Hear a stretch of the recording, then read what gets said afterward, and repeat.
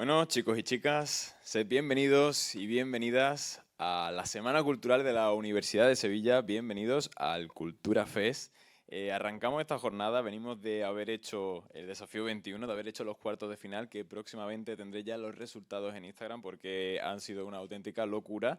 Y ahora, después de esta amalgama de cosas, venimos a hacer otra más. Sí, señores y señoras, venimos a hacer una charlita, una mesa de debate, como a nosotros bien nos gusta aquí en Charlas del Siglo XXI y aquí en la Universidad de Sevilla, por supuesto, que nos encanta debatir, nos gusta hablar y nos gusta comprender temas que a los jóvenes nos preocupan muchísimo. Y en el día de hoy vamos a tener una mesa que, como podéis estar viendo por aquí detrás, no hagáis todavía spoiler, todavía no, esperaros un poquillo porque ahora Belén, nuestra queridísima Belén, os va a presentar la mesa que tenemos hoy, pero como representante de Charlas del Siglo XXI y como persona que ha organizado la Semana Cultural aquí de la US, el Cultura Fest, pues invito a todos y todas a que paséis esta semana de la mejor manera posible. Vamos a tener eventos todos los días. Mañana estaremos también aquí en directo con la mesa de debate de Horizonte Elecciones Europeas. El miércoles tendremos un concurso cultural donde habrán 100 euros en juego, cuidado. Y el jueves tendremos las finales deportivas. Y por supuestísimo, este sábado tendréis la gran final del Unison Contest. Ya sabéis, el concurso de música de aquí, de la Universidad de Sevilla.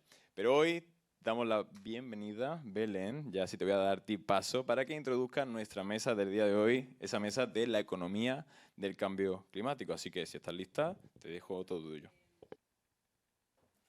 Bueno, buenas tardes a todos y a todas. Gracias por venir y perdonad la demora. Pues hemos pensado que para esta Semana Cultural de la Universidad de Sevilla es muy importante traer un tema que nos está afectando desde hace tiempo, que es el cambio climático y el cambio global. Y para ello, pues he contado con la participación y asistencia de varias personas. La primera que voy a presentar es Daniel Pérez Rodríguez. ¿Cómo estás? Muy bien, muy buenas tardes. Daniel ha escrito hace poco un libro que se llama La superpotencia renovable. Entonces, cuéntanos un poco de qué va tu libro. Cuéntanos un poquito de tu libro. Muchas gracias, Belén, José Daniel, por la invitación. Es un placer para mí estar en la Universidad de Sevilla hoy presentando el libro. Lo que me hizo clic, yo hace tiempo que me dedicaba o que venía preocupándome por el tema climático. Y yo, dentro de todo el tema climático, sabía que me tenía que especializar en algo porque no se podía saber de todo, ¿no? Y dije, a ver, ¿qué es lo que más contamina? La energía, ¿no? El 34% del cambio climático es la energía. Entonces dije, vale, yo pues me voy a dedicar a las energías renovables. Y después de 10, 12 años dedicándome a las energías renovables, trabajando en diversas posiciones en el sector, me encontraba, y en particular aquí en Andalucía, pero también en Cataluña o en Comunidad Valenciana, pues una oposición a las renovables, ¿no? Entonces, ¿cómo puede ser, no? Si oposición además del lado pues más ambiental, o no precisamente de gente anticambio climático, ¿no? Entonces, pues pensando de qué manera se podía divulgar la buena nueva de las renovables, ¿no? Y por qué las renovables son necesarias, pues hablando con amigos expertos en comunicación me dicen, es que estás totalmente equivocado, porque vender las renovables solo desde el punto de vista ambiental, eso vas a calar a estas personas que están aquí escuchándonos hoy, a un 10 o un 15% de la población, pero eso no es suficiente, tienes que hacer algo más. Entonces me dijo, la economía, it's the economy, ¿no? Entonces ya no es it's the environment, sino it's the economy. Y allá fue cuando dije, hombre, hay que explicar por qué esto de las renovables es una noticia bestial para la economía española y en particular para la economía andaluza. Viniendo para aquí leía que la primera industria siderúrgica de España empezó en Málaga y que se perdió porque tenían que traer el carbón y el acero lo tenían que traer de Asturias y del País Vasco. Entonces no era competitivo. Porque, Daniel, tu libro exactamente La superpotencia renovable. Cuéntanos un poco de qué va o cuál es tu sector profesional, digamos, dentro Pues de... justamente la tesis del libro es esta, ¿no? La tesis del libro es que gracias a las renovables, esto que antes era el que tiene el carbón, ¿no? Como puede ser Asturias, o el que tiene la hidráulica, ¿no? Los saltos de la textil que se ponían en donde había un salto hidráulico. La tesis del libro es que gracias a las renovables, ahora las industrias se van a establecer donde haya renovables cerca, no donde haya petróleo, ¿no? Ahora podéis decir, bueno, pues Arabia Saudí porque es una potencia energética. ¿Qué mérito tiene Arabia Saudí? Pues que tiene petróleo, ¿no? ¿Qué mérito va a tener la península ibérica? Pues que tenemos el petróleo del siglo XXI, que es el sol y el viento. Tenemos en España un 50% más de sol que Alemania, un 30% más de sol que Francia. Hablo España en media, Andalucía ya, bueno, es todavía más, ¿no? Entonces, si el mismo parque solar de 50 megavatios, que te cuesta 30 millones de euros, lo pones en Andalucía, va a generar más del doble que si lo pones en Düsseldorf. ¿Eso qué quiere decir? Que la energía va a ser la mitad. Entonces, imaginaos vosotros que tengáis en esta Facultad de Economía un proyecto de fin de carrera, un proyecto de máster que os digan, tienes un plan de empresa para un centro de datos, o para una industria siderúrgica, o para una planta de hidrógeno que consume mucha energía. Y lo tienes que establecer en Europa. Eres una empresa americana y tienes que establecerte en Europa. ¿Dónde te establecerías? ¿No? Pues oye, mirarías, a ver, pues si el 50% de mi coste es la energía, pues ¿dónde me voy a establecer? Pues donde sea la energía más barata, ¿no? Entonces, como la energía solar y eólica, pues me voy a ir a la península ibérica. Entonces, la tesis es que nos ha tocado la lotería, o sea, tenemos una suerte que es más sol que nadie en Europa y tenemos que aprovecharlo, capturar ese sol, ¿no? Porque si tenemos el petróleo, pero lo tenemos en el subsuelo, no sirve para nada, hay que capturar ese sol. Y todo este proceso de escritura del libro, supongo que habrás aprendido un montón de cosas y de datos. Algo que te haya hecho clic, que tú digas, wow, ahora que sé esto, la vida la veo como distinta, ¿no? Como tenéis que saber esto, porque... Bueno, yo creo que yo intuía que esto, cuando empecé a escribir el libro, de hecho no se llamaba la superpotencia renovable, sino que era como ventajas, ¿no? Y cuando ya... La verdad que la tesis es más bestia de lo que pensaba, ¿no? Es decir, es que tener la energía la mitad de coste que Alemania... Es que esto quiere decir que hasta ahora tradicionalmente España, ¿qué ha hecho? Bajar salarios o bajar en condiciones más relajadas, ¿no? La industria del automóvil, ¿por qué venía a España? Pues porque los salarios eran más baratos. Cuando los salarios en España suben, la manera de competir puede ser como Irlanda. Bajo mucho los impuestos y atraigo a todas las industrias. Pero si tenemos la energía barata, la gracia es que no tienes ni que bajar salarios ni que bajar impuestos y aún así tienes esa ventaja, ¿no? Entonces yo creo que es lo que trato de divulgar desde que publiqué el libro, que aprovechemos esto, porque es que es muy bestia la ventaja que tenemos. Entonces, aprovechémosla para traer plantas de hidrógeno, centros de datos, industrias, porque tenemos la energía más barata de Europa. Bueno, está claro que económicamente supone un impacto, pero también va a generar un impacto en otros aspectos que vamos a comentar ahora. Escribiendo el libro, estás hablando mucho de datos. ¿Has tenido mucha dificultad para encontrar datos? ¿Otro tipo de dificultades que hayas tenido escribiendo el libro?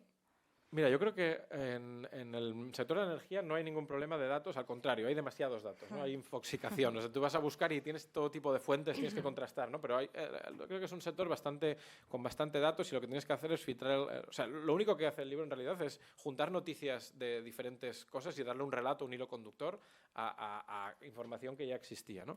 Lo que sí es verdad es que es un mundo tan cambiante que desde que mandé la primera copia en marzo hasta que se publicó el libro en octubre, tuve que hacer un proceso muy tedioso de actualización. Sí. Eso, si alguien escribe un libro, que lo sepáis, que escribirlo es fácil, el problema es revisarlo. Eso te quería preguntar, que si tu idea inicial ha cambiado mucho respecto al resultado final, sobre todo si el tema de la invasión de Ucrania ha supuesto mucho cambio, bueno, en el mercado energético, ahora hablaremos de ello, pero no sé si también a la hora de escribir el libro te ha supuesto un desequilibrio de repente que tú digas, ay... No, yo el libro empecé después de la invasión de Ucrania, pero sí que es verdad que la invasión de Ucrania ha acelerado todo, ¿no? Es decir, se veía que íbamos a invertir más en renovables, se veía ya que eso de comprarle a los rusos y a los catarís, pues a lo mejor no era la mejor idea del mundo, ¿no? Pero digamos que Alemania compraba gas ruso barato y todo se mantenía en un equilibrio, ¿no? Y la guerra de Ucrania lo que hace es romper ese equilibrio y decir, ahora ya a por las renovables. No sé si habéis visto, pero llevamos una semana con el precio de la energía prácticamente gratis, ¿no? Yo pensaba hoy, viniendo en el AVE de Barcelona a Sevilla, que Renfe no ha pagado ni €1 por la energía para llevar, ¿no? Para mover a cientos de personas desde Barcelona hasta Sevilla y no han pagado, ¿no? Entonces esto es el milagro de las renovables. Yeah. Pues eso, como decía, aparte del impacto económico que puede tener, también puede tener un impacto social o un impacto ambiental. A Ale Román de Buscando Bichos y a Sara Pinto de Brutal. Bueno, Sara, cuéntanos un poco qué haces, qué es Brutal, cuál es tu equipo. Ya la presento a Alex, perdón. Vale. Bueno, hola a todas las personas que estáis aquí. Muchas gracias por traerme, me hace ilusión además como casa, ¿no? Que es donde empecé. Yo soy bióloga, divulgadora científica y también trabajo en educación ambiental. No sé cómo resumir lo que hago, pero básicamente yo trabajo en conservación de la biodiversidad y hago también mucho de comunicación científica. Dentro de todos los proyectos que hacemos de conservación de la biodiversidad, creo que quizás lo que más me une a todo este tema pueden ser los murciélagos, quizás, por el impacto que pueden tener parques eólicos con algunas de las especies, o incluso en el tema de aves y seguimiento de algunas especies que al final se ven afectadas también pues por todo lo que son renovables, que son muy necesarias, pero que también tenemos que ser conscientes de que según cómo se trabaje con ellas, pues van a tener un impacto al final en la biodiversidad y no solo en la biodiversidad, sino también en factores sociales que afectan pues, a las zonas rurales, sobre todo. Vale, y Alex por aquí, Alex de Buscando Bichos, una cuenta de Instagram muy chula que os recomiendo que sigáis. Bueno, el resto también, pero la de Alex está muy chula. Bueno, pues como bien dice Belén, yo soy Alejandro Román, de Buscando Bichos. Y bueno, y básicamente, pues sí, soy TikToker. El trabajo del siglo XXI. Pero bueno, en realidad yo lo que soy es un apasionado de la naturaleza y de los animales. Y esto de TikTok es un accidente. Yo siempre lo había hecho esto detrás de cámara y me dio por poner una cámara delante. Ya está. Entre mis estudios, bueno, soy auxiliar de veterinaria, aunque no influye mucho en a lo que me dedico ahora mismo. Y en mi tiempo libre, pues soy camarero, porque de algo hay que vivir. Así que Bueno, muchas todos los trabajos gracias. son honrados. Sí, claro que sí. Y hace falta. Muchas gracias, Belén, por haberme traído, porque A me hace vosotros por mucha venir. ilusión. Y bueno, ahora sí vamos a empezar un poquillo ya con el debatillo. Voy a pasar a la otra, dicho, de la presentación. Y bueno, vamos a empezar un poquito como introduciendo todo el tema de las energías, que nos contéis un poco de las energías renovables, porque es verdad que en los últimos años quizás se ha escuchado más, pero las energías renovables no son solo los paneles solares o los molinos, o sea, los parques eólicos de... No me sale ahora la palabra. Aerogeneradores, gracias. Sino, por ejemplo, pues ya los molinos de agua, incluso arar la tierra con bueyes, eso ya es una forma de energía renovable. Y no sé si podéis comentarnos por ahí un poquito pues, de tipos de energía renovable, que aparte de la eólica o la solar. En tu libro hablaba mucho de la diferencia entre solar y fotovoltaica, que creo también importante. Y bueno, si podéis comentarnos un poquillo. Así muy en resumen, hay como tres principales, ¿no? Sería la solar, la eólica y la hidráulica. La solar, aquí en Sevilla tenéis la termosolar, que es utilizando el calor, y la fotovoltaica utilizando la luz, ¿no? Es decir, una genera electricidad y la otra también, pero acumulando. Luego estaría la solar térmica, que es la que veis en los tejados a veces con unos tubos, que es la que calienta el circuito de agua. Pero la que de verdad, cuando hablamos de solar solo, es la solar fotovoltaica, que es la que se ha impuesto, digamos, a nivel de costes. La eólica, que es lo que hace es emplear la fuerza del viento, que tienes marina y terrestre, y la hidráulica, que también puede ser hidráulica fluyente o hidráulica que sea de bombeo o con embalse, ¿no? Que puedes ir regulando, abriendo y cerrando según el momento. La hidráulica, por desgracia, al menos en donde yo vengo, que es Cataluña, pues hace tiempo que ya no produce porque no tenemos agua y por lo tanto, bueno, pues es un reto, ¿no? Cómo sustituir esa potencial hidráulica que ha tenido España en momentos de severas sequías y que cada vez será más por el cambio climático. Esas son las tres principales fuentes. Luego hay otras, pues podríamos decir geotermia, podríamos decir otras energías marinas de las olas y demás, pero a nivel eléctrico esas son las principales. Vale. Ahora. Aquí me gustaría, bueno, también que no lo he dicho, perdón, al final va a haber un turno de preguntas y comentarios para la gente del público, tanto de Twitch que nos estáis siguiendo, podéis ir comentando, pero bueno, que si queréis ir participando, como pues simplemente levantad la mano y participáis, que esto es así colectivo. Vale, quería, Alex o Sara, si últimamente, aparte del cambio climático que se escucha mucho, el cambio climático no es lo mismo que el cambio global en cuanto al medio ambiente. No sé si nos podéis comentar un poquito de eso, Alex, quizá. Bueno, si te refieres a lo que... Explícanos qué es el cambio climático exactamente, que es una palabra que he escuchado mucho, pero ¿qué es? Bueno, yo entiendo poco, también te digo, ¿vale? Pero con cambio climático entiendo el cambio del clima en un lugar en concreto, que no es lo mismo que el cambio global, que también lo estamos viviendo. Pero no te puedo hablar mucho más. Yo soy campero, yo entiendo de bichos. Vale. Vale. Vale. Pues Sara, si quieres ahí aportarte un poquito más. ¿Comento yo? Bueno, al final, claro, el cambio climático, como bien ha dicho, es un cambio en el clima que se da debido a un calentamiento global que se produce por los gases de efecto invernadero. ¿Esto qué es? Existe una serie de emisiones que el ser humano, por sus actividades todo, o sea, desde actividades agrícolas, industriales, informática, cualquier cosa que hagamos supone unas emisiones de gases de efecto invernadero, los famosos pues, metano y dióxido de carbono. Estos gases se acumulan en la atmósfera y, tal cual como un invernadero, cuando los rayos del sol llegan a la Tierra y se reflejan, se quedan guardados, digamos, dentro de la Tierra. Esto se hace que aumente el calor y esto hace que se vaya transformando el clima poco a poco. Esto sería la parte de cambio como climático, que hace referencia solo a lo que es el clima, que va a trastocar, porque ya hay parte que es inevitable, hay parte que sí, que todavía podemos arreglar, que no la hemos liado del todo, pero hay mucha parte que ya somos conscientes de que eso va a suceder, porque se ha hablado en las últimas cumbres y va a suceder, entonces ya hay que trabajar como en paliarlo. Y luego el cambio global sería no solo la parte referida al cambio climático, sino que al final esto está dentro de todo una transformación que ha hecho el ser humano y que lleva a que haya cambios sociales, que haya cambios en muchos aspectos, incluso a nivel de economía, porque la sostenibilidad tiene que ser social, económica y ambiental. Entonces el cambio global recoge no solo lo que es la parte del clima, sino todo lo que supone. Por ejemplo, que nos toca a lo mejor más a nosotros, la sexta extinción masiva de biodiversidad, en la que estamos ahora inmersos, es parte también del cambio global, o todos los movimientos de personas a nivel de inmigración y migración que vengan relacionados pues, con sequías, con todo lo que estamos viendo ahora, eso es parte del cambio global. Entiendo entonces que el cambio global puede tener ciertas consecuencias en la obtención de energía renovable, como puede ser la hidráulica, porque dentro del cambio global hay un cambio en el ciclo del agua. Por ejemplo, las lluvias, la disponibilidad de agua dulce, de agua para ser consumida, y puede ser que eso tenga un impacto también en la energía renovable, ¿no? En la industria de las renovables.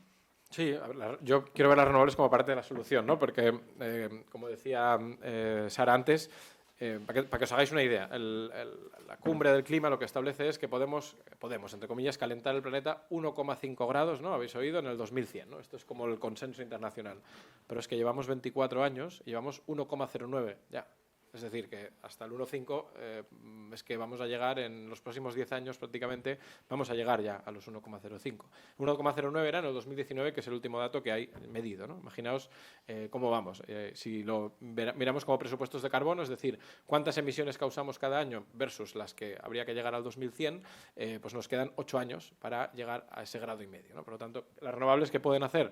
Solucionar, en parte, eso. El 20% de las emisiones, de 40 gigatoneladas de CO2 que emitimos, el 20% se puede solucionar con las renovables. Es decir, que si ahora hiciéramos todo el sistema renovable, el 20% de las emisiones, el 20% del problema lo resolvemos, ¿no? Que parece poco, pero resolver una cosa que no cuesta dinero, que no cuesta subvenciones, un 20% de eso, ya está bien. Es decir, España el 2030 llegará a un 80% de renovables. Eso es, si todos los países hicieran eso, solucionaríamos el 20% del problema. Vale. Y bueno, eso volviendo un poquillo, a la historia de las energías renovables, de tipos de energías renovables. No sé si queréis comentar quizás algún tipo de energía, pues yo qué sé, el compostaje, el uso de animales para la agricultura, tú que eres más de campo, bueno, técnicas que tú digas, esto es... Claro, como energía renovable, el uso de animales de tracción es, claro, lo que se ha hecho de toda la vida, al final es bueno. También, por otro lado, por lo que a mí me pilla, yo es verdad que estoy en contra del uso de animales en el campo. Entonces, al final, como humanos que somos y como sociedad avanzamos y tecnológicamente avanzamos, al final la respuesta estaría en esas energías renovables para dejar también de utilizar ya no solo el carbón, el petróleo y todas esas cosas que hoy en día pues queremos deshacernos de ellas, sino también para deshacernos de esos animales de tiro que no deberían trabajar para nosotros. Ese es un poquito mi punto de vista. Es verdad que es ecológico, pero el tema ético es otro. Eso, a nivel del impacto animal, no sé si eso es un tipo de impacto, pero bueno, ¿cómo crees que afecta a lo mejor a los animales? Tú que eres más de campo. Claro, cualquier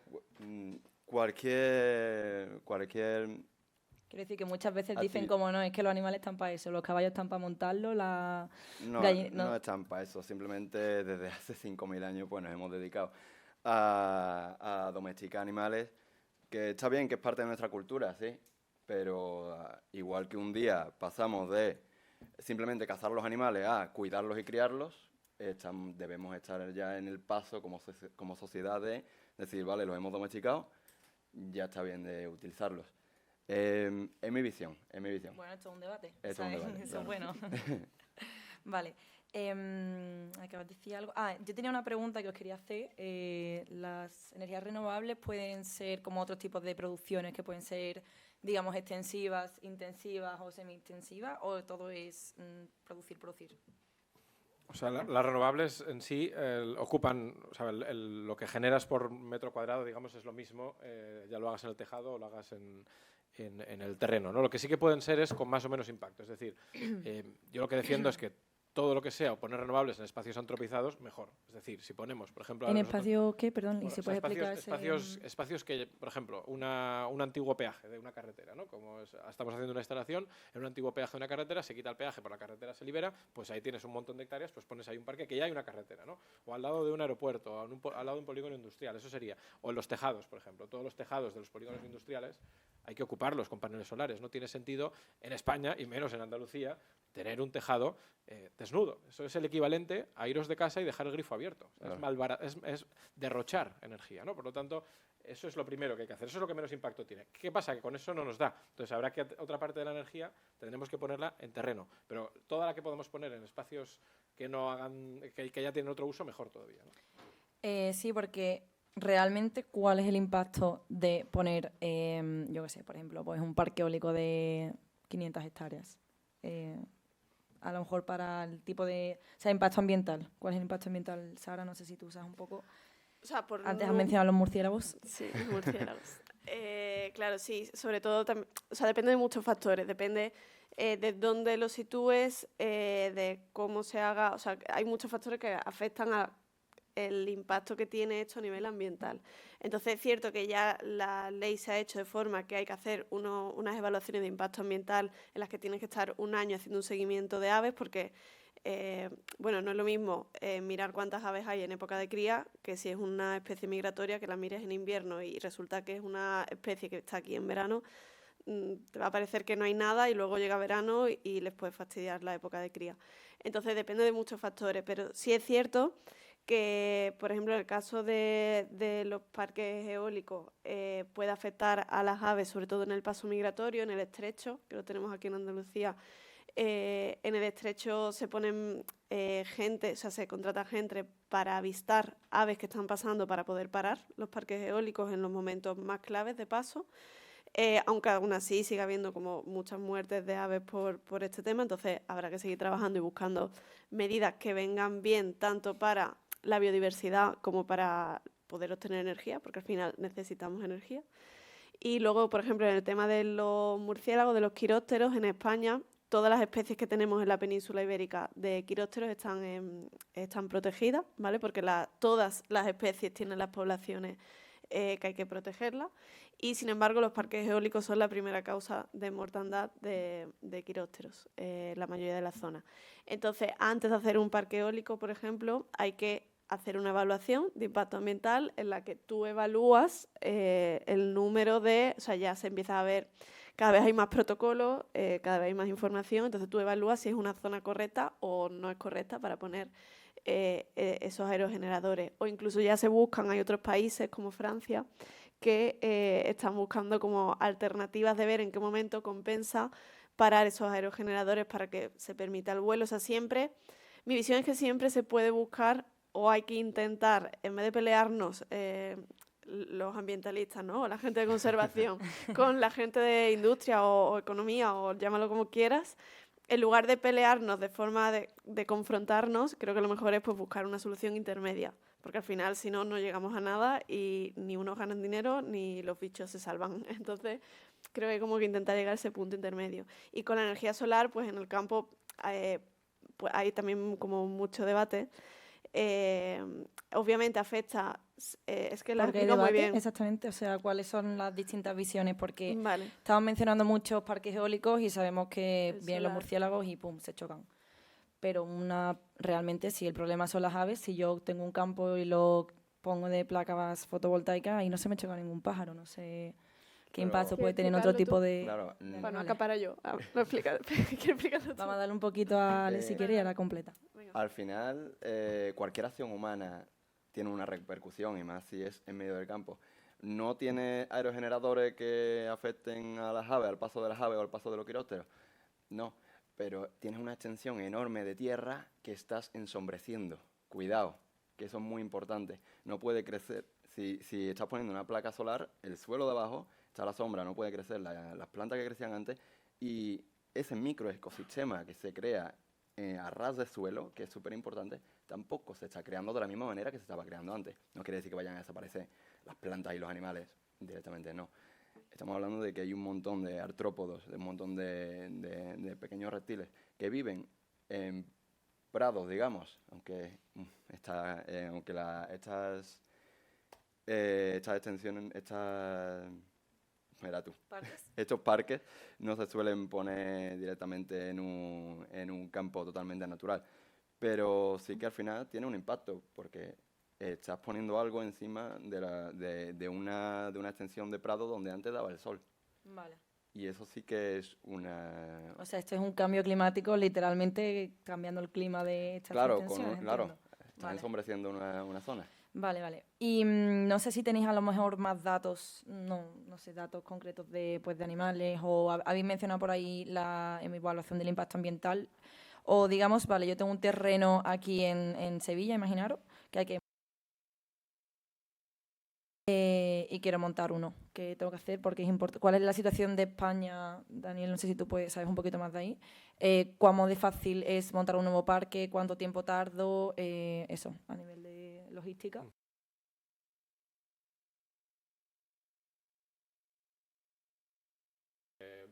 Gestionarlo, ¿no? Es inevitable que si hay unas aspas allí girando de 150 metros, pues aves pasarán y seguramente se morirán, por lo tanto hay que minimizar, ¿no? las zonas donde se ubica. Con la fotovoltaica pasa al contrario. La fotovoltaica, en Extremadura, por ejemplo, era un parque fotovoltaico grande, lo han declarado reserva de aves. Porque han visto, claro, si tú lo comparas con un prado, estoy de acuerdo, pero si tú lo comparas con una explotación agrícola, por ejemplo, que están pasando tractores por allí todo el día y labrando la tierra, el parque fotovoltaico ha hecho mejorar la situación después de 3 años respecto a la situación anterior. Es decir, que puede llegar a mejorar, ¿no? Pero en todo caso, yo te diría que, por suerte o por desgracia, la tramitación es un auténtico infierno en España de un parque. Es decir, estamos hablando que un parque solar a lo mejor tardas años ahora mismo. En emergencia climática, que se nos está quemando la casa y estamos viendo a ver las medidas de la manguera, ¿no? Entonces, bueno, yo creo que ahí tendríamos que ser un poquito más ágiles, ¿no? Es decir, vamos a prever zonas de exclusión y zonas de tramitación prioritaria y ya un poco llevar a los empresarios hacia esa... O sea, tampoco puede ser esto en cualquier sitio, pero hay que intentar dar un poco más facilidad, porque desde que empiezas un parque hasta que lo construyes y lo puedes construir son 5 años de papeleo y luego 6 meses de construcción. Entonces, yo creo que hay que equilibrar un poco más la normativa. Sara, ¿tú quieres comentar un poco más o paso al siguiente? Yo creo que... Vale.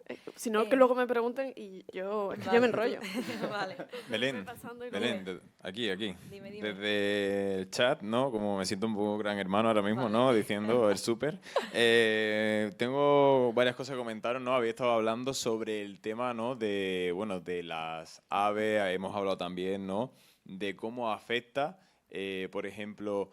pues bueno, la construcción, ¿no? De distintos parques, etcétera. Entonces aquí se plantea una serie de cuestiones, sobre todo en esa dualidad, ¿no? Y queremos que pues tanto Sara como Daniel como Alex en este caso, ¿no? Que quizás tenéis visiones distintas, ¿no? De la misma materia, a lo mejor en alguna llegáis, pero aquí queremos hablar de la dualidad, ¿no? De esa dualidad entre qué debemos priorizar.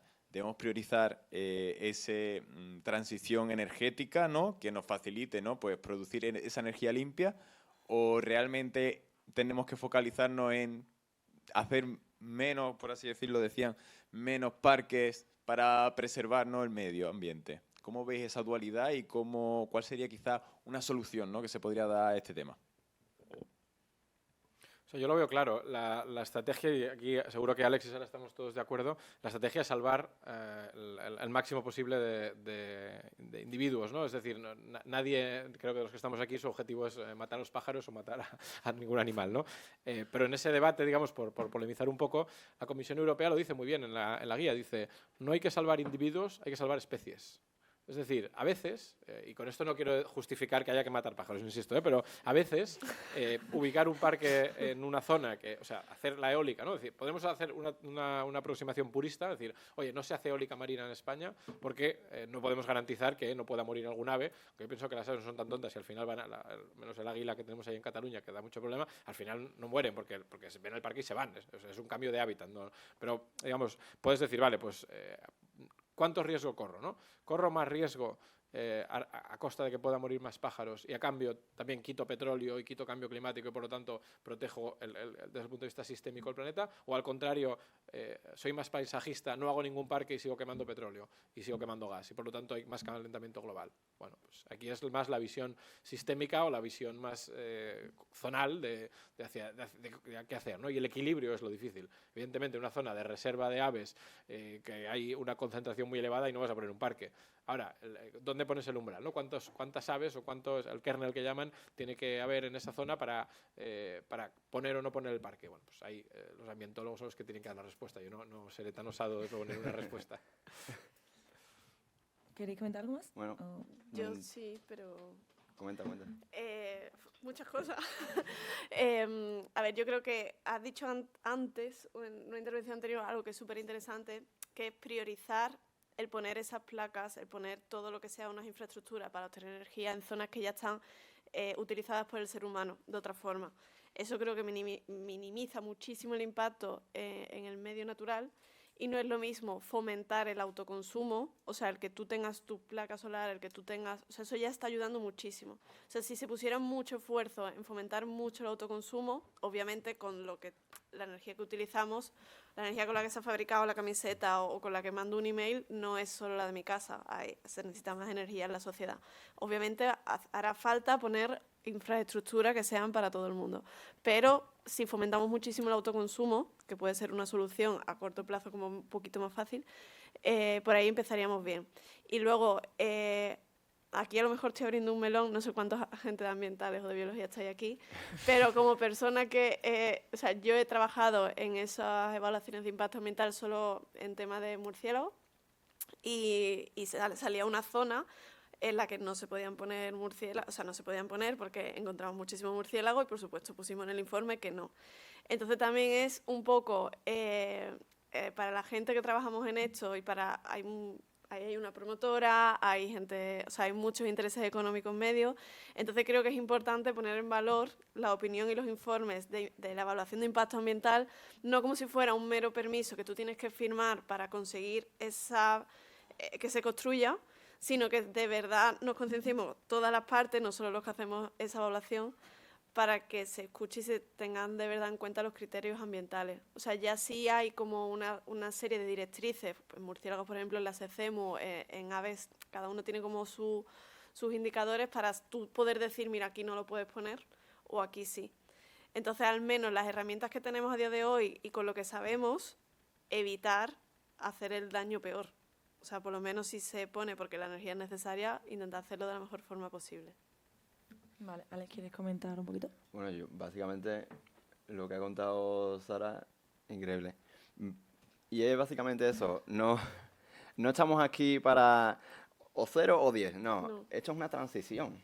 Tenemos que poner todo de nuestra parte para no dejar directamente de hacer daño, porque en una sociedad como la nuestra eso es imposible, pero sí hacer el menos daño posible al medio natural y trabajar todos en eso. Eso es tender a hacer menos daño, no dejar de hacer daño, porque es imposible, básicamente imposible. Bueno, yo he de reconocer que habéis llegado como a la conclusión del debate vosotras solas. Entonces voy a volver para atrás un poquito, perdón, y hablando un poquito del impacto ambiental de nuevo. Alex, tú haces muchos rescates de fauna. Sí. No sé si has hecho rescate de fauna en algún tipo de zona de energía renovable. De energía renovable yo no, pero claro, es que conozco muchos casos. Claro, tú muchos eres casos, claro. De lo que me estaba hablando antes, una asociación ecologista de los Palacios, ANEA, sí que ha recogido animales de parques eólicos, buitres, que chocan con las aspas de los molinos, y si no mueren acaban pues muy aturdidos y heridos normalmente. Entonces sí que he visto muchos rescates de grandes aves. Yo sí que muchas veces entro en zonas donde hay efectos trampas, pero que no tienen nada que ver con... ¿Nos puedes explicar un poquito mejor lo de efectos trampa? Sí, un efecto trampa es una construcción humana, abandonada o no, en la que un animal puede entrar pero no puede salir, quedando atrapado, y a lo largo del tiempo pues el animal va a estar ahí metido, sin comer, muchas veces también sin beber, pues acaba muriendo. es un efecto trampa, puede ser una piscina, una balsa de riego, un pozo. Y bueno, yo como me dedico mucho ahí a estos efectos trampa, muchas veces sí que me he metido en parques fotovoltaicos donde casualmente hay un efecto trampa, pero no es porque sea un parque fotovoltaico, Vale. simplemente... Vale, vale.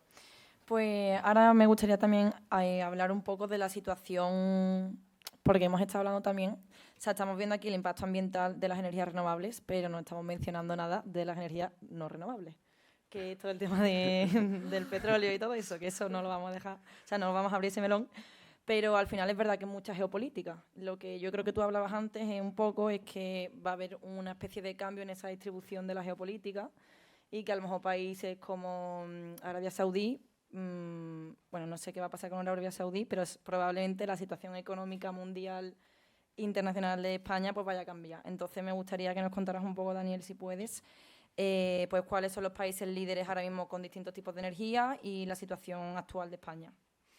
Yo creo que como la energía eléctrica viaja mal en general, es decir, cuesta mucho transportar la energía eléctrica, lo que va a pasar es que van a venir las industrias más que la energía eléctrica se va a ir, ¿no? Entonces yo me imagino que va a haber como potencias regionales. Es decir, en América Latina pues parece que Chile es el país que va ganando, ¿no? En África pues ahora mismo Namibia es el que más solar tiene. En Asia pues veremos si Vietnam o veremos cuál. Y en Europa España y Portugal. Eso es lo que yo defiendo, ¿no? Es decir, España y Portugal tienen la ventaja que se pueden convertir en potencias energéticas. Ahora bien, por desgracia, las placas solares no las fabricamos aquí. Es decir, hay que comprarlas en China.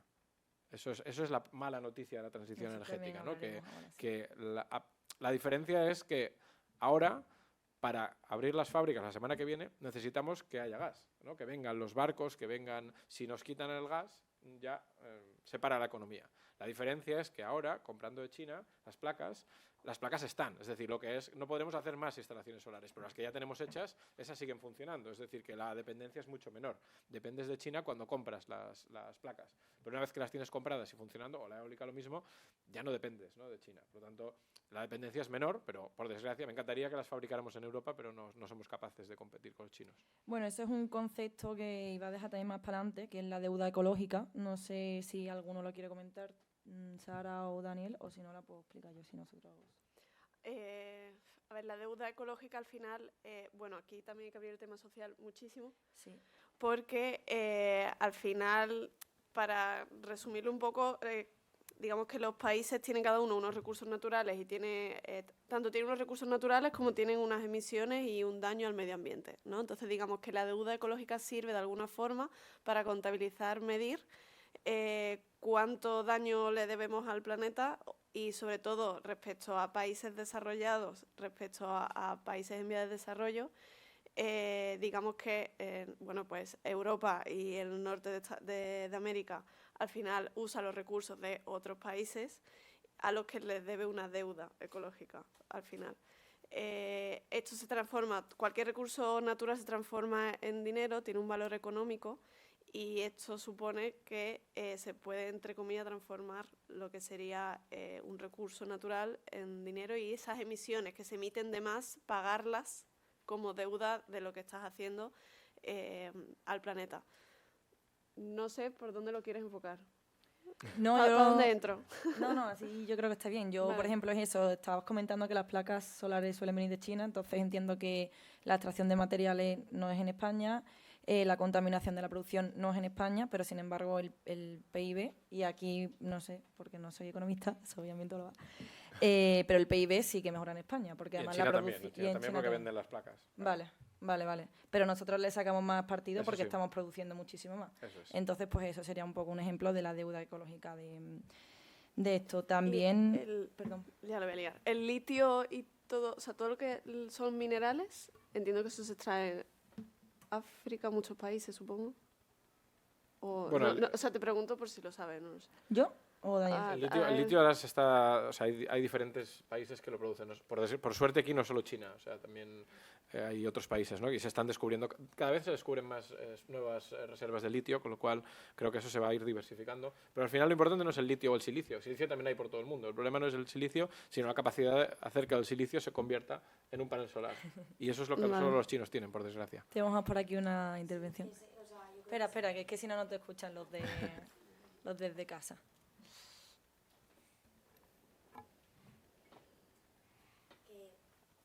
Ay, a veces no se escucha, creo. A ver, mi voz tampoco. Ahora sí. Sí, sí, sí. Tengo la voz un poco tomada, pero... No.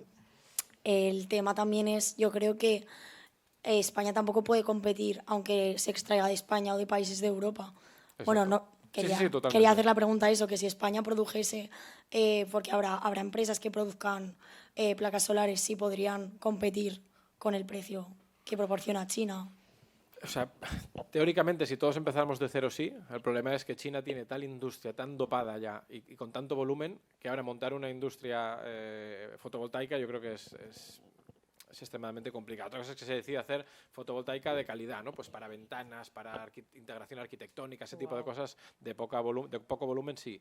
Pero, o sea, todo lo que sea innovación, que sea producto, que sea que tenga un poco de pensamiento de intervención humana, sí. Todo lo que sea máquina, eso es que India está intentando, Estados Unidos está intentando ahora competir.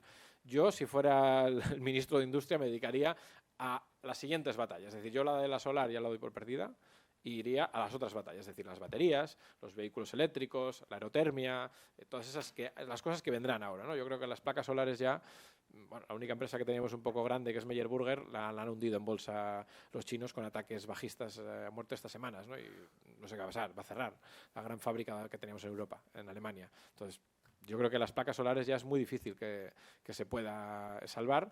Por lo tanto, centrémonos en las siguientes olas que vendrán, ¿no? Y sobre todo en las baterías. Ahora hay una polémica tremenda con las baterías. En varias zonas de Occidente se han prohibido baterías chinas porque no pueden garantizar la seguridad informática, ¿no? Entonces, yo creo que ahí es donde me centraría, en ser capaces de atraer fábricas de baterías. Desde el chat de Twitch, también ponen algunas cositas interesantes respecto de esto, ya que estabais hablando, habéis sacado el tema de China y tal, y ha salido distintas cuestiones. La primera era el tema de las baterías, ¿no? Y a colación de esto, el tema de los residuos, ¿no? Porque muchas de estas baterías, muchas también de estas placas, incluso de la energía eólica, ponían por aquí que luego hay aspas que se tienen que renovar y dónde acaban luego esos residuos y si luego eso también pues puede, porque según ponen por aquí, ¿no? Afecta mucho que no se pueden reciclar como tal y que no saben muy bien distintos gobiernos cómo sacarle partido a esas aspas o a las distintas baterías que la estamos hablando. Entonces, ¿cómo lo enfocamos desde esa perspectiva económica también, ¿no? Porque si dependemos de China, en ese caso, eso, vamos a suponer que eso tiene una capacidad hasta cierto año. Entonces, ¿cómo podemos competir desde ese punto de vista? O sea, la fotovoltaica y las baterías no me preocupan porque hay tecnología para reciclar, es una cuestión económica de que hay incentivos económicos para hacerlo. La plata de los paneles solares se recicla porque es plata y vale dinero, ¿no? Entonces, esto es cuestión de que haya incentivos. Las palas de los aerogeneradores es verdad que todo el parque eólico instalado hasta ahora no es reciclable, porque tiene unas fibras que impiden el reciclaje y lo que se está optando es por casos pues, de segundo uso. Yo he visto pues, desde hacer parques infantiles hasta aparcamientos de bicis, otro tipo de usos. Las palas que se instalan ahora sí que son reciclables, pero claro, estas hasta dentro de 25 años no te encontrarás el problema. O sea, el problema es que ahora estamos reciclando las que se instalaron hace 25 años que no eran reciclables. Entonces, estas son las que están yendo a vertedero, ¿no? Digamos, y están buscando soluciones, pero esas son las que es difícil de reciclar. El resto, ¿queréis comentar algo más del tema de residuos tecnológicos o de energía renovable? Bueno, de residuos tecnológicos en general, sabemos que muchos de los residuos... Es que he leído hoy un artículo y no me acuerdo del dato. Iba a decir 50 millones de toneladas, pero me parece tal burrada que no puede ser real. Bueno, Búscalo, un artículo de National Geographic. Pues me voy a tomar la libertad, chicos. Pon residuos al día de la tecnología, pero Vale. no son referidos a renovables solo, sino en general toda la tecnología, y está relacionado un poco también con lo de la deuda ecológica, porque al final todos los residuos, digamos, que se generan de tecnología, muchos de esos vertederos no los tenemos nosotros aquí en Europa, sino que al final acaban en otros países que pues reciben un dinero a cambio de convertirse en vertedero de... que yo conozca, pues en varios países de África al final son quienes lo sufren y obviamente ahí también entra la parte social.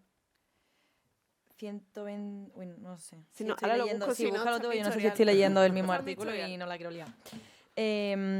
Bueno, siguiendo un poco con la parte económica, Sara ha dicho antes una frase muy guay, que es que el desarrollo o la sostenibilidad no es solo ambiental, sino también económica y social. Y yo me estaba leyendo un artículo de la Universidad Pontificia de Comillas que habla de la pobreza energética, que también es algo que ocurre en España.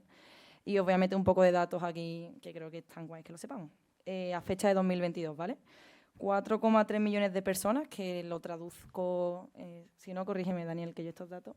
Sara, perdón, tienes el dato ahora. Sí, porque no lo había liado. 50 millones de toneladas de desecho electrónico al año. Al año, Madre mía. vale. Bueno, sigue siendo un Pero montón. sigue siendo una burrada. Uy. Esto no va a pasar. Bueno, como seguía diciendo, corrígeme un poco si quieres, pero eso, 4,3 millones de personas en 2022 no pudieron pagar sus facturas de energía en fecha.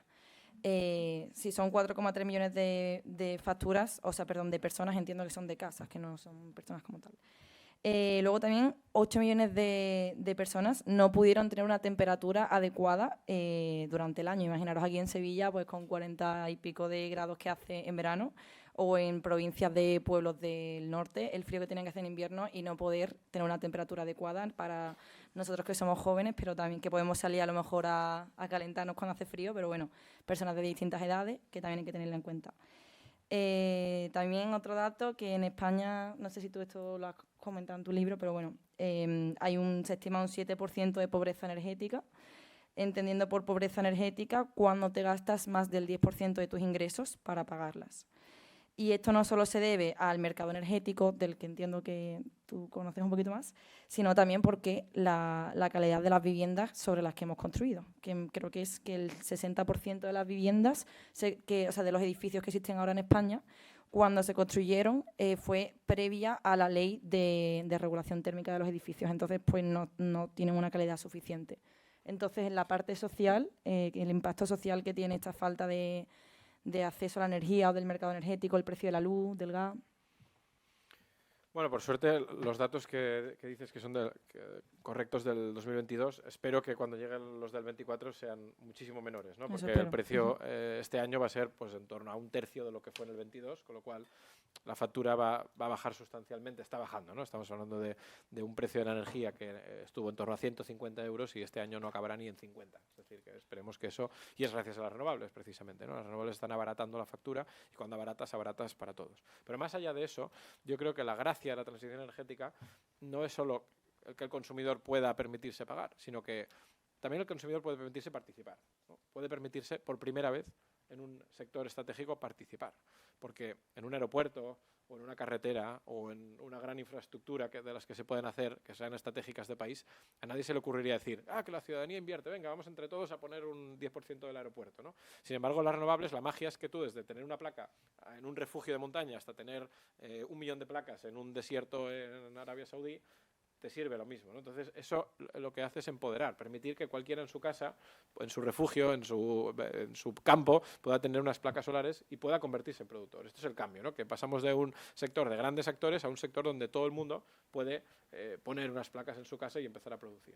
Eso creo que es la transformación social de las renovables. Vamos a venir de un mundo de las nucleares, el gas y las de petróleo, son de 4 o 5 empresas, a un mundo en el que puede haber pequeñas empresas, medianas empresas extranjeras, empresas públicas, empresas privadas, cooperativas que puedan participar de este nuevo modelo que viene ahora. O sea, fomentar una competencia económica.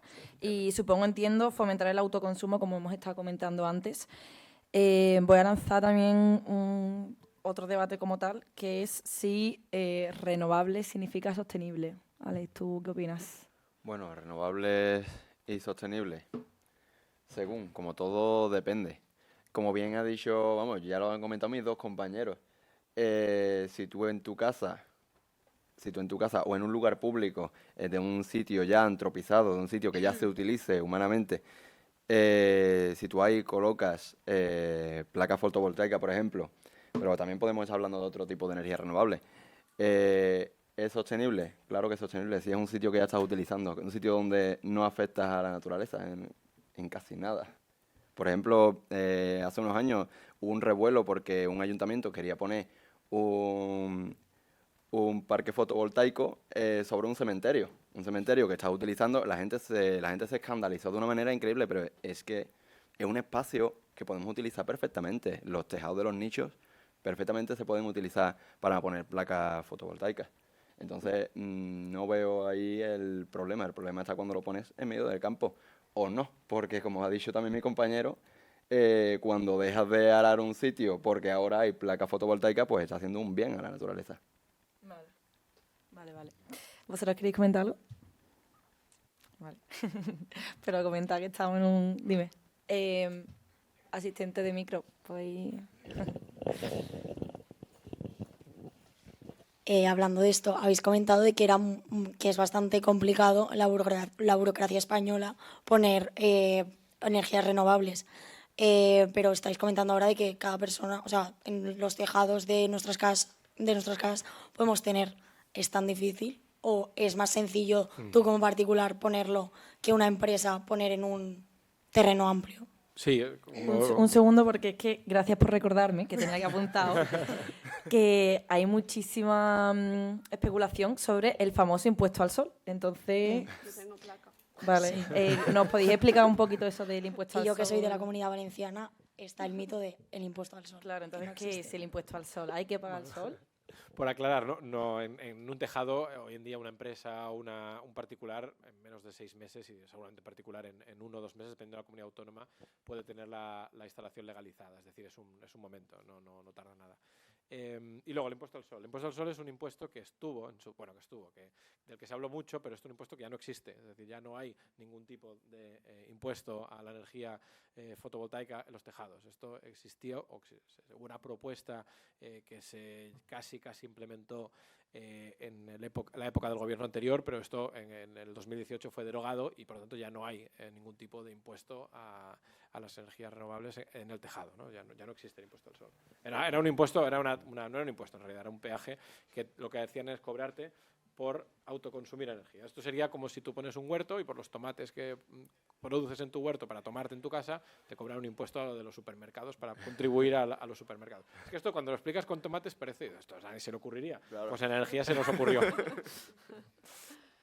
Es más fácil, ¿eh? De lo que quiero decir. O sea, yo tengo placas solares en mi casa y además yo no tengo la alternativa de tener red eléctrica porque vivo en medio de la montaña. Entonces, yo vivo 100% de mis placas solares y de la energía que se consume. Y no solo yo, sino como que todos mis vecinos y toda la gente de la zona utiliza placas solares de autoconsumo. Es muy cara la inversión. No de las placas como tal, sino de todo lo demás del sistema, es caro. Lo que pasa es que es cierto que en muy poco tiempo lo tienes más que rentabilizado. O sea, que es realmente mucho más fácil de lo que nos parece. Estamos hablando de que la inversión es cara. Bueno, estamos centrándonos mucho en placas solares, pero quiero hacer un inciso de que no son solo placas solares, que los coches eléctricos también son energía renovable. Entonces, si pues, nos puedes comentar, Daniel, quizás un poco la evolución económica en España, tanto al nivel de hacer inversión, porque claro, antes a lo mejor veía, o sea, es que yo ahora estoy viendo cada 3 taxis, uno es Tesla, ¿sabes? Que está muy chulo también. Pero eso, que cada vez hay más coches eléctricos, cada vez conozco a más personas con placas solares en sus casas. Entonces, ¿cuál está siendo la evolución económica tanto de España a nivel económico mundial como a nivel individual, la evolución de las inversiones para poder ser más renovable en casa? Pues lo explicaba muy bien Sara. En realidad, si tú estás pagando una factura de 50 euros al mes, por ejemplo, en tu casa, dices, claro, me voy a gastar ahora 5.000 euros en una instalación si estoy pagando 50 al mes, ¿no? Me gasto 5.000. Parece antieconómico. Pero claro, si tú dices, es que me gasto 5.000 y a partir del año 10, que ya lo he amortizado, ya no pago factura, la factura es cero, dices, hombre, el que pueda permitírselo o el que pueda ir al banco, ¿no? Pues parece mejor invertir 5.000 si en 10 años ya lo tienes pagado y luego tienes energía gratis 20 años más que quedarte pagando tus 50. Con el vehículo eléctrico pasa lo mismo. Es decir, me compro un vehículo eléctrico, me cuesta 30.000 o me compro uno de combustión contaminante que me cuesta 20.000. Bueno, claro, así, ¿no? El otro día me explicaban el caso con los autobuses. Un autobús no eléctrico cuesta 250.000 euros. Un autobús eléctrico cuesta 500.000 euros. Dices, bueno, esto, pero como estamos en una facultad de económicas, que sois mucho más listos que yo, pues vosotros seguro que entendéis, no, claro, pero lo que importa no es eso, lo que importa es qué te cuesta mantenerlo, claro, luego lo haces el cálculo y dices, no, un autobús tiene una vida útil de 15 años, en el año 7, por los ahorros de gasolina que tienes, ya has pagado la diferencia de precio entre el autobús eléctrico y tal. Entonces, la empresa que tiene dinero, ¿qué va a hacer? Todo eléctrico. ¿Por qué? Porque va a invertir y va a generar ahorros. El que no tenga dinero y vaya a día y no pueda pagárselo, pues va a seguir con el de combustión pagando unos costes más altos variables y entonces va a ser menos competitivo que el que se haga el cambio, ¿no? Por lo tanto, esto con las renovables es el reto de la financiación. De todo lo que es verde es más caro de comprar. O la caldera. Tú tienes una caldera de gas en casa, la inversión por tener el gas es cero. Cambiar la caldera a aerotermia, la inversión son 15.000 euros. Ostras, no me sale la cuenta. Bueno, te sale la cuenta si cuentas lo que te ahorras en facturas. Pero claro, al momento 1 es verdad que es más caro. Vale. Y luego... Ahora... Vale, han dicho algo antes, Sara, terminando un poco ya con estas cosas, y Alex también, si tú sabes algo de esto, pues cuéntanos. Algo de Francia y de que Francia estaba algo como cambiando. Entonces, hemos visto que renovable no tiene por qué ser sostenible, que hay distintas formas de aplicar energías renovables, industrias renovables. Puede ser que haya algunas técnicas pioneras que sean muy generales o algunas técnicas que sean más sostenibles, si sabéis, pues si podéis poner ejemplos o algo así, y algunas a lo mejor que no sean tan conocidas, pero que tú digas, "Buah, pues esta es una buena forma de ser más sostenible, con menos impacto ambiental". Sí, lo que decía de Francia es una investigación que se había hecho en parques eólicos porque claro, con el tema de las aves resulta relativamente fácil cuando están los aerogeneradores en punto donde tú sabes que van a pasar muchas aves, es fácil pues contratar un equipo que te avise de, mira, es época de migración, ahora viene una bandada, se paran los aerogeneradores. Pero en el caso de los murciélagos, que son más pequeñitos que de noche, que no es tan fácil de hacer, pues buscar como alternativas a esos pasos donde sabemos que afecta muchísimo a los murciélagos. Una de las cosas que se ha visto en Francia es que hay momentos en los que los aerogeneradores no suponen tanta rentabilidad económica para las empresas, porque no está, aquí yo ya me pierdo en el funcionamiento, pero sé que por la velocidad que lleva en ese momento las aspas son en los que van más lentos, sé que no tiene tanto rédito económico para la empresa y precisamente es en los momentos en los que interesa pararlos más, porque es cuando más van a pasar los murciélagos, porque obviamente van a aprovechar los momentos de menos viento y donde más fácil le va a ser volar. Entonces, lo que se ha comprobado en Francia es que parándolo cuando la velocidad baja de un mínimo, ayudan muchísimo a la supervivencia y mejora muchísimo la supervivencia de esos murciélagos en esa zona. Entonces, se están buscando medidas para que sea una forma de establecer, imagino que buscarán una normativa para que en eso, igual que se para con las aves cuando vienen bandadas, pues que cuando en el caso de los murciélagos, pues que se consiga parar en esos momentos, que ni siquiera es tan malo para la empresa parar justo en ese momento los aerogeneradores. ¿Económicamente esto puede tener un gran impacto en las empresas, Daniel?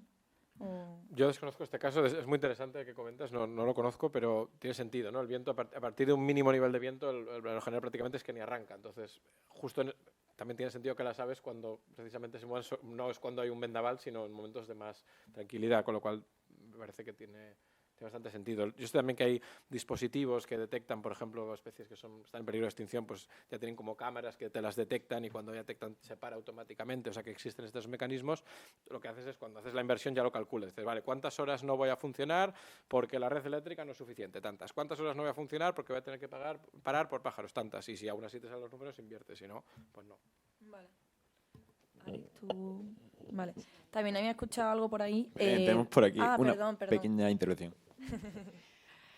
Se está hablando mucho, o sea, estáis hablando mucho de aerogeneradores y de placas solares y tal. ¿Cuál es el impacto de la energía hidráulica y cuál es la rentabilidad realmente? ¿Y se está haciendo mucho o no? Has hablado antes de la sequía, pero no sé si... Bueno.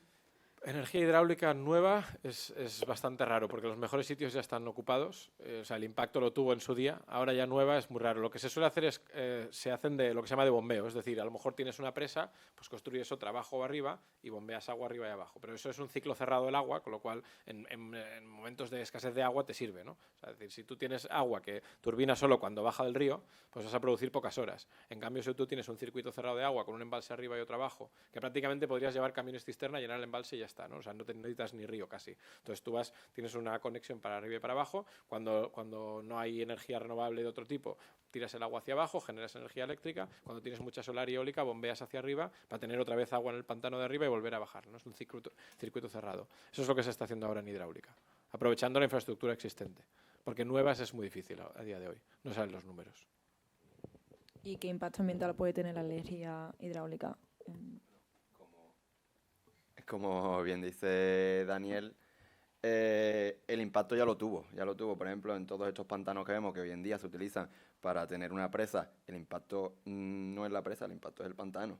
El pantano ya ha cambiado lo que es el terreno, donde antes solo pasaba un río, ahora tenemos un pantano entero. Ese inconveniente ya lo tuvo al hacer la presa, que es la que forma el pantano. ahí pues está afectando a todas las especies que viven alrededor de un río, incluso en el río, porque hay muchas especies hay muchas especies de peces que son migratorias, que se mueven de río abajo, del mar al río. La anguila, por ejemplo, la anguila europea ha sufrido mucho el impacto de tener una barrera en un río, porque al final una presa es una barrera. Una anguila que cuando nace en el mar y necesita subir a los ríos para reproducirse, cuando se encuentra esa barrera, pues ahí ya hay un conflicto. Ese animal ya no puede seguir su camino. Pero como bien dice, es algo de la creación de una presa, no de que esa presa ahora se utilice para generar energía. Vale, gracias.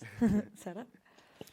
Creo que lo he explicado ya muy bien. O sea, Vale. al final es el flujo de agua, el flujo de nutrientes, cómo se mueven los seres vivos. Cuando tú lo cortas y modificas el paisaje es cuando vas a tener unas consecuencias.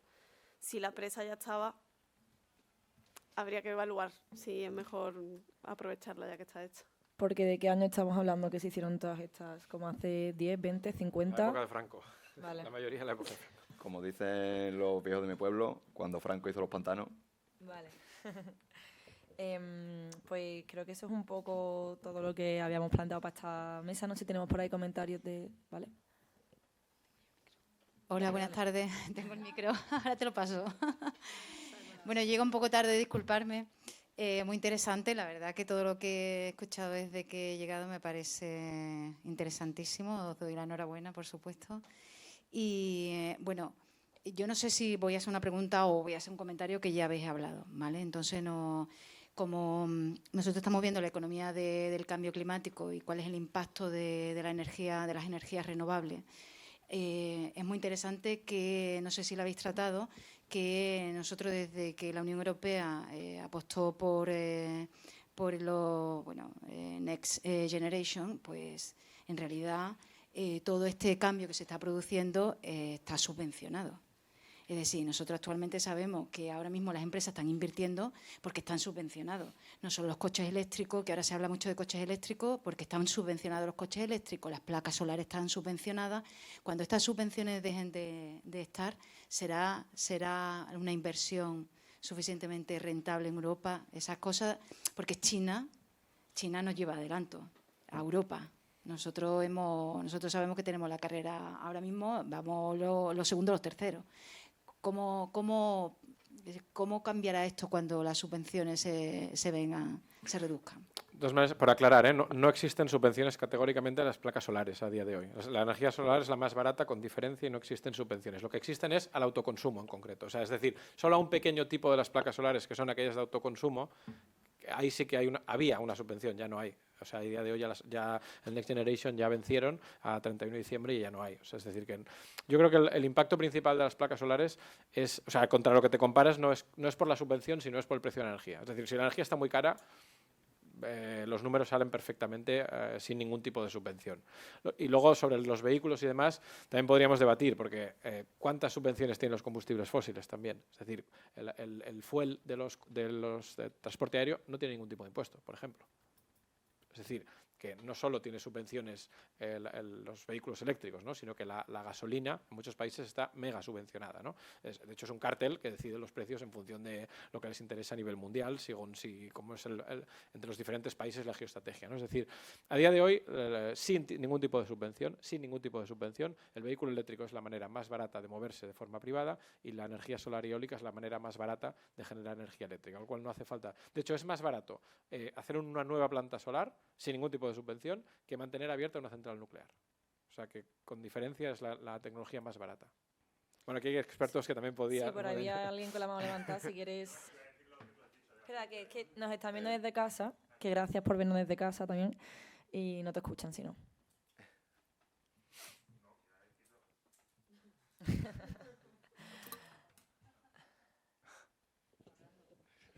No, lo que Dani ha comentado, que eólica y solar llegó al grid parity hace un montón de años que lleva sin subvencionarse, y en autoconsumo se ha estado fomentando el tema autoconsumo, sobre todo a nivel particular, no a nivel industrial, que creo que es el autoconsumo que debería tener un mayor recorrido, por la disponibilidad de techo, sobre todo. Al final las edificaciones particulares tienen muchas limitaciones, mucha gente vivimos en pisos, o casi todo el mundo vive en pisos, etcétera. Pero que hay tecnologías que hemos llegado al grid parity hace muchísimos años. Perdón, el Green Parity, ¿puedes Bueno, al explicar final ese que compensa más instalar un renovable sin ningún tipo de subvención que ir al mercado a comprar electricidad. Entonces, oye, vale que cuando estaba la energía a 200 euros el megavatio hora, pues tenías un retorno de la inversión en 3 años y era la panacea, pero es que con una energía a 50 euros, incluso una energía a 15 euros, que a día de hoy no está, por mucho que todo el mundo está alarmado en las últimas semanas por el precio, bueno, muchos consumidores no, pero muchos generadores sí, estén alarmados por el precio de la electricidad.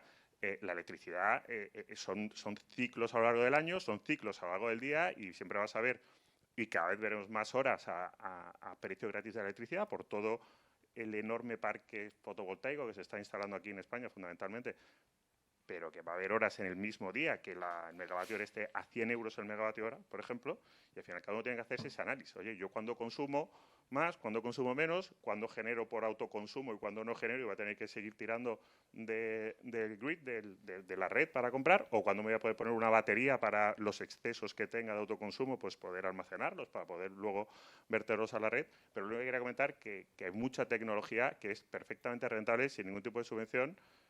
Otra cosa es que a lo largo de todas las charlas han hablado de múltiples historias, como producir en China, como se llama, pero es que los problemas fabriles son una cosa que no tiene absolutamente nada que ver. A Europa, claro, pero Europa nunca va a poder competir con China, pero porque aquí se paga, no sé, 2.000 y pico euros coste empresa a un trabajador y en China pues se pagará un tercio no, se pagará una cuarta, una quinta parte, con una gestión de residuos que no tiene que ver un sitio en otro. Entonces, fabricar aquí nunca va a ser posible sin una subvención, como que de hecho en China también están súper subvencionadas, además de que las condiciones laborales, las condiciones medioambientales de fabricar, etcétera, pues son muchísimo más laxas, están súper subvencionadas. La mayoría de los fabricantes chinos están participados por algún ente o una institución pues de origen público chino o a través de un fondo chino que lo que hace es que, oye, pues evidentemente quiere inundar el mercado de placas chinas y gestionar cuando quieran. Uno de los problemas cuando empezó a crecer mucho el precio de la luz por todo el tema del gas, que había pedidos en todo el mundo, barcos llenos de placas que iban a diferentes sitios del mundo, que se dieron la vuelta. Se dieron la vuelta. Oye, dijo China, oye, ahora mismo no se pone una placa más durante los próximos 3, 4, 5, 6 meses y lo consiguieron. Y todos de vuelta a China y instalarse en China. Y que sigan ellos con el problema de la luz a precios desorbitados, que es lo que hubo durante una época. Claro, es que ahí, ¿hasta qué punto les renta a los gobiernos o a las empresas grandes el autoconsumo renovable? Porque si yo en mi casa pongo mi propia placa y mi propio coche eléctrico que cargo con mi energía, entonces estoy quitándome un poco, ¿no?, de este... Yo creo que no es tremendamente positivo. De hecho, los gobiernos, justamente decía, ¿no?, a lo que están incentivando no es a las plantas grandes sobre terreno, están incentivando justamente el autoconsumo, los vehículos eléctricos, la aerotermia, que no hemos hablado, pero ojo también, ¿no?, yo quiero reivindicar la aerotermia, porque hablamos de energía eléctrica, ¿no? ¿Qué impacto tenemos, ¿no? Tenemos energía eléctrica, tenemos movilidad, pero también tenemos energía térmica. Por lo tanto, es muy importante que no consumamos gas en casa, sino que electrifiquemos el consumo de gas. Esto es la aerotermia, ¿no? Igual que el vehículo eléctrico y la placa solar, la aerotermia es la tercera en la ecuación. Esas tres están subvencionadas, bueno, estaban subvencionadas hasta hace poco con los fondos Next Generation, ¿no? O sea que eso sí que es verdad, que estaba. Yo creo que los gobiernos justamente lo que dicen es a pequeño consumidor, que los números igual no son, o lo que decíamos antes de la inversión, ya no es un tema de números, es que, ostras, a ver quién tiene 5.000 euros para poner. Venga, pues yo te pago 2.000 y tú ya solo pones 3.000, para que todo el mundo pueda acceder a esa tecnología, ¿no? Vale, perdón, por ahí tienen Sí, tenemos algunas cuestiones, porque se han hablado de muchos temas bastante interesantes en esto. Perdón, es que esta Sí, chica está ya Vale. lleva un rato. Ahora Discúlpame. dejamos al chat, tranquilos.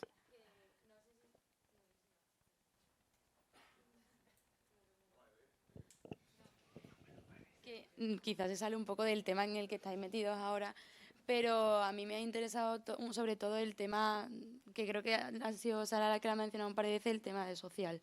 Porque hemos hablado de China, hemos hablado de España, hemos hablado de Francia, de Alemania, de Estados Unidos, pero para lo que se ha mencionado a países en vías de desarrollo ha sido por el tema de los vertederos, que se le está pagando, es que me ha llamado muchísimo la atención, que se le esté pagando dinero para que se queden con la basura que se producen los demás países. No va a suponer al final, la idea es que haya un cambio y una evolución global, ¿no? Al final cada vez estamos en un mundo más globalizado y la idea es que todos vayamos un poquito más, en un ritmo más parecido. Y no va a suponer al final el triple de esfuerzo, o sea, Esos países ya tenían una contaminación o un problema de cambio climático y encima le estamos como regalando el nuestro. Cuando les toque a ellos dar el paso va a ser el triple de complicado, ¿no? Sí, de hecho, yo he trabajado en cumbres del clima y de la IUCN, de conservación y todo esto, en la que se reúnen todos los países y al final cuando hay una cumbre como la COP, ¿no? Digamos que se intenta llegar a acuerdos para que los países que siempre se llevan lo peor, que siempre son los mismos, porque extraemos de ellos las materias primas. De aquella forma, ¿no? Luego, al final, con el cambio climático se sabe que las zonas que van a sufrir pues, más sequías, más cambios digamos, en producción agrícola y en determinados, digamos, actividades humanas, al final son también los mismos siempre. Simplemente porque están en esa latitud y eso va a hacer que afecte. Y luego los residuos también les afecta a ellos, pero es como la producción textil, todo lo que es ese tipo de actividades contaminantes les está afectando, digamos, a los mismos. No significa que no se fabriquen cosas en Europa, en Estados Unidos, en otros países. Pero es verdad que siempre o sea, lo que está claro es que los que más van a sufrirlo son ellos. Ahora mismo se sabe que en Kenia, en el sur, hay una sequía enorme por la que está muriendo mucha gente porque no hay comida. Lo que pasa es como está en Kenia, ¿sabes? Todavía, pues como parece que aquí no está pasando, pero eso es real. O en Chile hay comunidades de indígenas, además esto lo he visto con mis ojitos, o sea que sé que es cierto, que se han visto desplazadas pues porque los glaciares se están derritiendo y hace que se tenga que desplazar un pueblo entero. ¿Qué pasa? Que este tipo de cosas se suelen gestionar normalmente en cumbres que son internacionales. Lo que pasa es que es todo tan complejo y tan grande que es muy difícil decir, pues la solución es esta. Porque en cada país va a haber un problema diferente, abordarlo es muy difícil y, por ejemplo, indígenas, la primera vez que hablaban indígenas sobre sus problemas respecto a cambio climático y pérdida de biodiversidad y se les daba un micro de verdad, fue en el último congreso de la IUCN de Marsella, no me acuerdo en qué año fue, hace poco. Sí. Era la primera vez que realmente en un congreso de conservación de la biodiversidad se le daba la voz a quienes están protegiendo la selva porque es su casa. Entonces, también es cierto que a nivel cambio global, y aquí entro en cambio global, no, o sea, me estoy yendo ya mucho de energía, siempre se ha hablado desde el punto de vista de los países que están en desarrollo, pero obviamente si no hacemos partícipe a esas otras comunidades, a esos otros países, no vamos a llegar. Entonces es importante que en esas cumbres internacionales se le dé voz a todo el mundo. Por poner un toque optimista también. Pero se va avanzando. No, por eso se va avanzando. La gracia de las renovables es lo que comentaba Pepe antes, ¿no? De cuando fue la crisis del gas, Sudáfrica y Pakistán tenían comprado gas a Qatar. Y Qatar dijo, los barcos de gas que van a Pakistán y Sudáfrica se van a China y se van a Europa, que me pagan más. Y en Pakistán estuvieron sin producir textil 2 semanas porque se fue el gas. Ahora con la crisis de Gaza se ve como, gracias a los paneles solares, al menos la gente puede cargar el móvil para grabar la masacre que está sucediendo en Gaza. Es decir, que por lo menos, gracias a las placas solares, o en Siria, la foto del New York Times del año pasado fue en Siria, después de unos bombardeos, con toda la gente poniéndose placas solares en los tejados y por lo menos poder tener electricidad, ¿no? O cuando Putin cierra lo primero que hace Putin cuando invade Ucrania es por la central nuclear. A cerrar, ¿no? Para dejar sin luz a la gente. Pues la gente se pone sus placas solares y como mínimo, ¿no? la Asociación de Energía Solar Europea lanzó una campaña de placas para Ucrania, se mandaron cientos de placas a Ucrania y como mínimo la gente podía cargar el móvil y hacer lo mínimo para sobrevivir, ¿no? Como decía Sara antes en su casa, que aunque esté aislada puedes tener, ¿no? Entonces la energía solar puede ser un poquito alivio a estas situaciones y en África en concreto el potencial de energía solar es bestial. Namibia es uno de los países que más producción solar tiene del mundo. Entonces si se tienen que abrir fábricas y no te importa tanto la ubicación, seguramente vas a abrir antes en Namibia que en Francia o en Alemania con la energía carísima, ¿no? Pues si no te importa la ubicación, insisto, si te importa la ubicación por otros motivos, no. Quiero decir que la energía solar también es una oportunidad bestial para África. A diferencia de lo que está pasando ahora con los combustibles fósiles, que tienen lo peor de los dos mundos, que es compro caro, me arruino y además tengo los residuos y tengo la contaminación y tengo la subida del nivel del mar, ¿no? Entonces, por lo menos la parte positiva es que gracias a las renovables se puede mejorar la situación de estos países. Y yo desde aquí también voy a reivindicar una forma también un poco sencilla. Bueno, el consumo responsable también quiere decir que España a lo mejor manda residuos o utiliza, bueno, España, utiliza materia prima de, pero que España somos cada una y las acciones que nosotros hagamos en el día a día tienen un impacto más grande del que pensamos. Entonces creo que un consumo responsable, tanto social como económico como ambiental, tiene más consecuencias de las que pensamos. José, no sé si hay más preguntas por el Twitch. Sí, había varias preguntas, volviendo un poquito atrás, ¿no? Al pasado, Sí, ¿no? perdón, Porque es que hemos dado estaba aquí un aquí. salto, pero me parecían muy interesantes las cosas que se han debatido y me ha gustado mucho la cuestión que se ha planteado y también aquí. Y se planteaban diversas cuestiones. Ha salido el tema, un tópico de esta charla, por lo que se ve, de China, ¿no? Y ha salido, ¿no? También algunos comentarios respecto de las últimas palabras de Ursula von der Leyen en el resumen, ¿no? del año, ¿no? Ese recap de la Unión Europea en el cual se hablaba, ¿no? de que se iban a investigar, ¿no? las subvenciones esas que se hacían, ¿no? de los coches eléctricos allí para ver si cumplían. Entonces puede ser que ahí también sea un punto de inflexión a lo largo de este año y del que viene sobre esas subvenciones que hemos estado comentando y también pues bueno de ese papel que tiene, ¿no? la Unión Europea, China, etcétera. Y luego una cuestión que no se ha tratado y que la gente también lo ponía es el H2Med, también el hidrógeno, ¿no? que no hemos hablado casi del hidrógeno, y qué papel puede llegar a tener España en este juego, ¿no? de energías, que si renovables por el solar, hemos hablado de la eólica, y el hidrógeno, qué papel va a tener en el futuro. Perdón, antes del papel del futuro, si voy a contextualizar un poco de energía renovable del hidrógeno. Vamos a ello. La primera pregunta de la Unión Europea, ¿no? A ver si ahora con las elecciones Europa asume un poco el papel que le toca en el mundo, ¿no? Porque estamos a veces acomplejados en Europa. En Estados Unidos han hecho una ley que es la ley de reducción de la inflación. Le dicen la IRA. Oye, subvenciones a mansalva a toda industria que se establezca en Estados Unidos. En Europa seguimos comprando a China, sin aranceles, seguimos... ¿no? O sea, estamos aquí reduciendo nuestras emisiones de las fábricas en Europa y, sin embargo, una fábrica en China puede contaminar lo que quiera y vendernos, ¿no? O una central de carbón en Marruecos puede vender energía a España sin ningún problema, ¿no? Y eso es la Unión Europea que está un poco acomplejada. Y yo creo que esto debería cambiar. Espero que poco a poco vayamos cambiando y que nos convirtamos en un bloque, en cierta medida, proteccionista, o al menos no imbéciles, ¿no? Ya no digo que seamos aquí los egoístas del mundo, pero por lo menos no seamos los tontos de la película. Y creo que hay un caso muy concreto ahora con la fábrica de Northvolt, que es una empresa sueca que ha abierto en Alemania, o que quería abrir en Alemania una fábrica de baterías. Y Estados Unidos le dice, mira, yo te subo y te doy el doble de la subvención que te da Alemania, vente para Estados Unidos.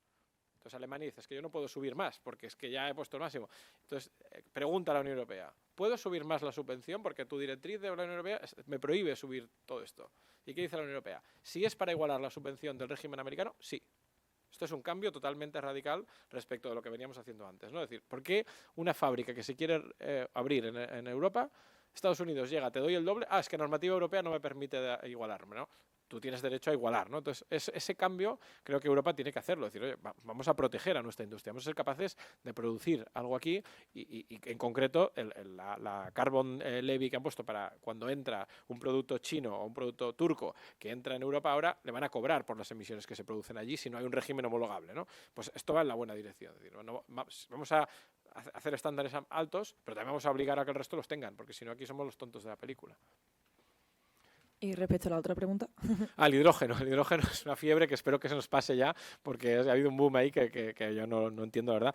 ¿El hidrógeno para qué sirve? Pues para el último, o sea, todo aquello que no puedas electrificar, ¿no? Pues cuando haga falta industria pesada o un barco, ¿no? Transporte marítimo, que no puedes tener cargadores de barcos por todas las islas para cruzar el Atlántico, ¿no? Pues ahí sí que el hidrógeno puede ser un vector de almacenamiento.